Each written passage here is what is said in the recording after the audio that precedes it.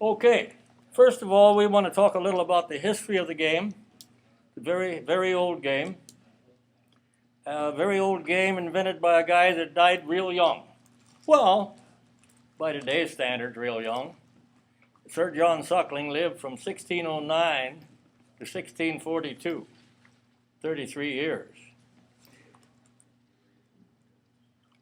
The average life expectancy was 39. So Sir John Suckling died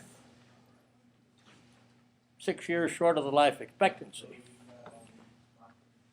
The life expectancy for males today is 78, and I'm 72. So Sir John and I may be on the same wavelength. Praise the forgiving Lord and modern medicine, I'm still here. For a couple of years I put on these classes, I needed somebody to stand on each side of me because I might fall over. It isn't that way now. You quit drinking. Okay. Anyway, Sir John, and there's each of you, if you kind of keep this stuff in order, is kind of where I'm following, is just exactly the way your material is organized. There may not be enough packets for everybody. Hopefully we'll have enough, but maybe if there's two from one family, you can get by with one copy. Now, Sir John was really known for poetry and bowling. Cribbage is not a big deal in England. If you go in the taverns of England, you'll find a dartboard, but seldom will you find a cribbage board.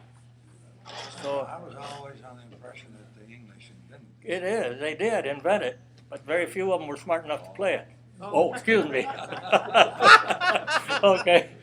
In fact, Sir John Suckling took a deck of cards to bed with him and spent hours in the bed trying to figure out the different combinations of cards.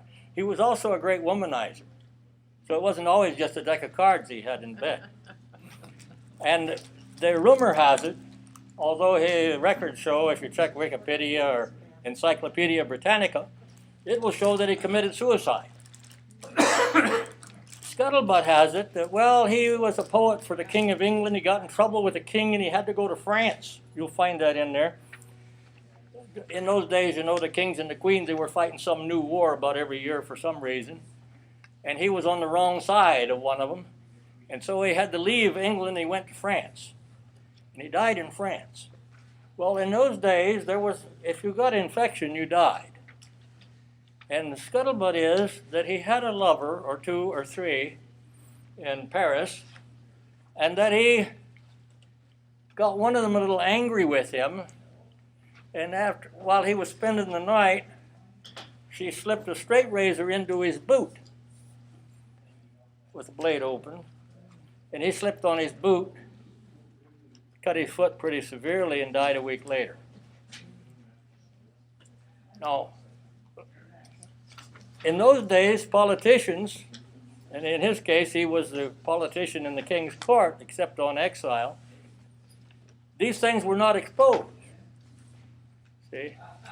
Whereas today, we are fed all of the sort of details, whatever they might be, in whoever's life, no matter how private. It's public information. So anyway, he died at age 33, and the game that he invented caught on very quickly in this country. And in fact, the first major book on cribbage strategy was written by a guy at the time of the Civil War. And for those of you is anybody here that's read portions of DeLynn Culvert's book, How to Play Winning Cribbage? Yes. Okay. DeLynn Culvert in his book talks about a theory of 26. The guy that wrote this book at the time of the Civil War, there's only one copy left of the book in some Ohio library, introduced what was called a theory of 25. We're not going to go there, but later in our class we will be reviewing positional theories and how they affect the play of the game.